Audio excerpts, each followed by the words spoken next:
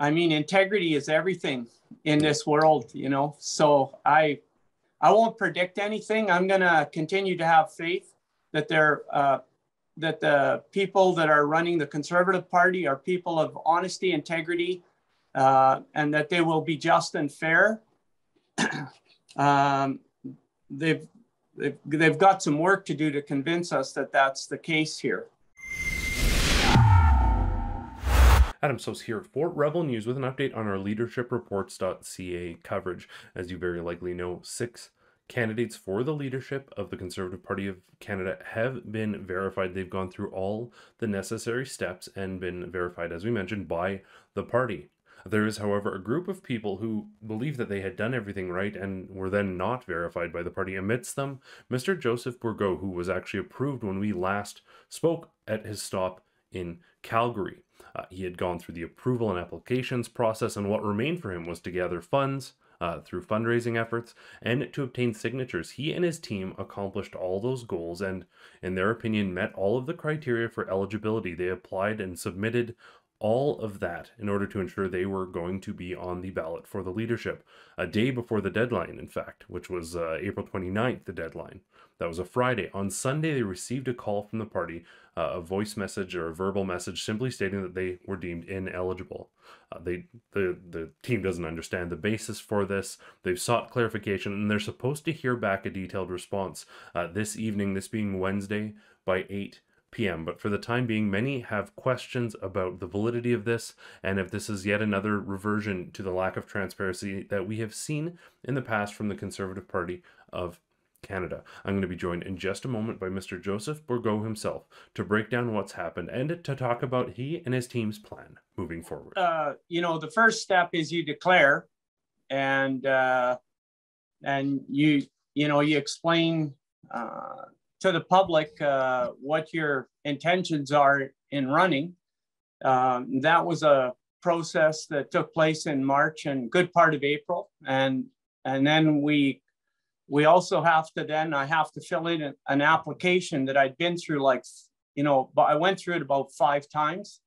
It's a 44-page document. Went through that, fill that in, which is all about myself, my background, my past with the Conservative Party. So it's a pretty comprehensive document, and they do a criminal record check, and there's a lot of credit check. There's lots of hoops to go through in that application. And then with that, we had to deposit $50,000 with that application.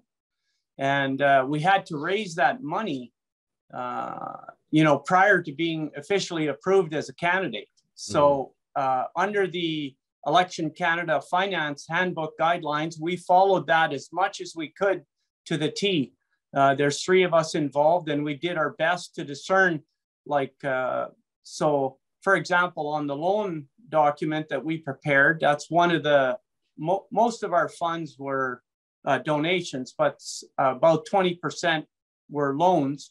My understanding at this time is once you've gone through all that screening, once you've gone through that sort of approval process and you're approved, at that point, all that was left was by April 29th, I believe it was to raise the $300,000 plus a deposit plus something like $367,000 and to gather the adequate amount of signatures. My understanding was it was basically the next step you have to do after being approved, and then you're verified, something like dotting T's, crossing I's. And what we heard earlier this week was that you've not been verified. A number of other people as well, but we can just talk about your case. What information do you have, or what am I missing to bridge that gap from approved, doing everything you have to, and then not being verified for the leadership? Equally important, besides those steps, so it's quite a process. We also had to gather more than 500, a minimum of 500 accredited signatures, nomination petitions from 500 plus active Conservative Party members, which we achieved earlier on. I think we ended up submitting over 700 signatures. I think we ended up over 1,000. So we met that test. And that had to come from 7 different provinces or territories and 30 different districts. So that was a lot of work as well to get that done in the short period of time we had. And then, of course, we had to submit a $200,000 registration fee and a $100,000 compliance fee. And we were able to do that by the day before the deadline. We submitted $367,453, which included some loans. From your understanding, from your perspective, everything was done, everything was ready to go. And then when did you hear that you weren't verified? And what, after doing all that work and such notice, feeling like you'd accomplished everything, what was kind of going through your head when you heard that? We had submitted everything by the Thursday, and then we hadn't heard anything from them till the Sunday. Eric, our finance agent, our official finance agent, had been in communication with them. And so it sounded like everything was on track. It was just verifying, getting verification, follow up on the donations.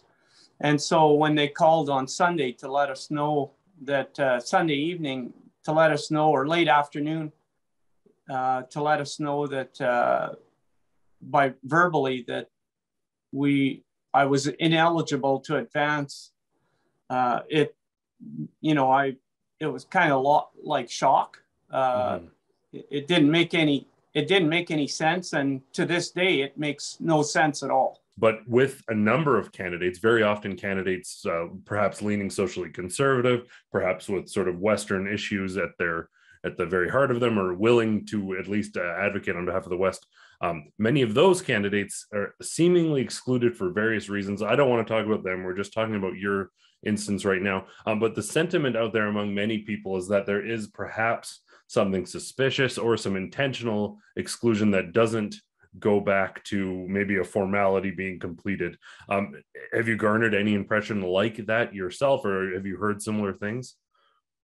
I mean, integrity is everything in this world, so I won't predict anything. I'm going to continue to have faith that that the people that are running the Conservative Party are people of honesty, integrity, and that they will be just and fair. They've got some work to do to convince us that that's the case here. We are going to be keeping a close eye on this story, looking forward to seeing what the Leadership Election Organization Committee has to say, what their justification is for this. Again, we'll get that information out for everybody. Mr. Bourgault, I want to thank you so much for taking this time to speak with us, provide this update. Looking forward to speaking with you again. And for everyone out there, I want to thank you so much for tuning in. For Rebel News, I'm Adam Soos. While we await the more detailed breakdown of the decision to declare Mr. Joseph Bourgault ineligible for this leadership race, we've also sent an email to the Leadership Election Organization Committee, and we will share that with you if they give us any updates or responses, in addition to what is made available publicly later on today. No one is covering the race for the leadership of the Conservative Party of Canada quite like we are. In fact, we are very often the only people at these events. And when tough questions need to be asked, particularly questions like why certain candidates are being excluded and deemed ineligible, we are there to ask them, to ensure you don't miss a thing, and to make up your own mind on who you think should be the next leader of the Conservative Party of Canada. Go to leadershipreports.ca.